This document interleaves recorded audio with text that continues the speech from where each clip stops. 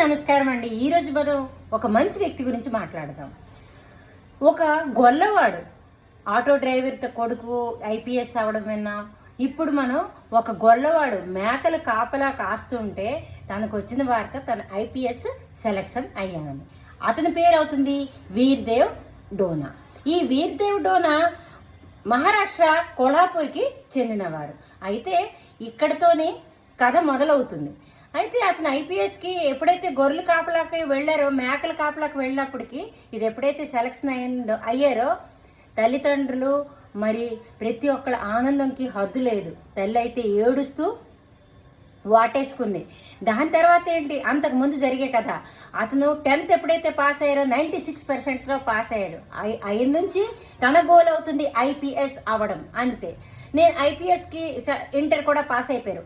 IPS సెలక్షన్కి తను పోరాడి నేను ఐపీఎస్ యూపీఎస్సీ సెలక్షన్కి వెళ్తాను అని అంటే, తండ్రి మనమైతే పేదవాళ్ళం, మనం చదివించుకోలేం. ఎందుకంటే ఢిల్లీ యూపీఎస్సీ కోచింగ్కి వెళ్ళాలంటేనే నెలకి 10 నుంచి 12,000 రూపాయలు అవుద్ది.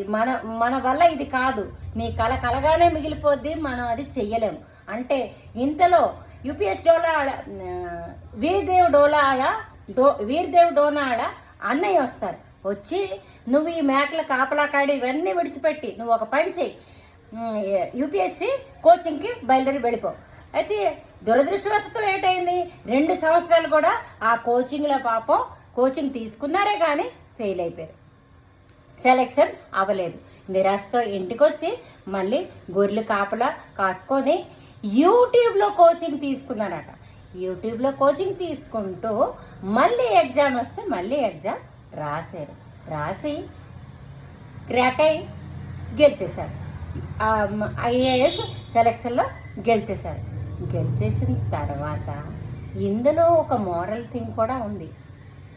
2 సార్లు సెలక్షన్కి వెళ్ళినా కూడా ఏంటి, కోచింగ్కి వెళ్ళినా కూడా అవ్వలేకపోయారు. ఆ యూట్యూబ్లోనే చూసి అదే కోచింగ్లో అతను సెలక్షన్ అవ్వగలిచారు. మొబైల్కి వాడే పద్ధతి మనం మంచిగా వాడుకుంటే, తను మొబైల్లో యూట్యూబ్ చూసి గొర్రెలో కాపలా కాయడానికి తను వృత్తి చేసుకున్నాడు. మొబైల్లో ఈ ఒక్క కోచింగ్ కూడా తీసుకున్నాడు. తీసుకొని తన ఇంటికి విడిచిపెట్టలేదు, వృత్తి ధర్మంకి విడిచిపెట్టలేదు. ఐపీఎస్ సెలక్షన్ అయ్యాడు. ముందు అవన్నీ విడిచిపెట్టేశారు, కోచింగ్కి వెళ్ళారు, కానీ సక్సెస్ అవ్వలేకపోయారు. నో డౌట్ ఏదో కొంత అక్కడ అతను నేర్చుకోకుండా సెలక్షన్ అయితే అవ్వదు. కానీ కొన్నిటికి మనం చెప్పలేము ఏది దేనికి బ్రతికిస్తాదో అని. కానీ అది నేను చెప్తున్నది, ఎక్కడుంటే అక్కడ పిల్లల్ని వాళ్ళ తాలూకా స్టెప్ని బట్టి మీరు మెరుగుదిద్దడానికి ట్రై చేయండి. ఇంతటితో సెలవు తీసుకుంటున్నానండి. తప్పులుంటే మన్నించండి.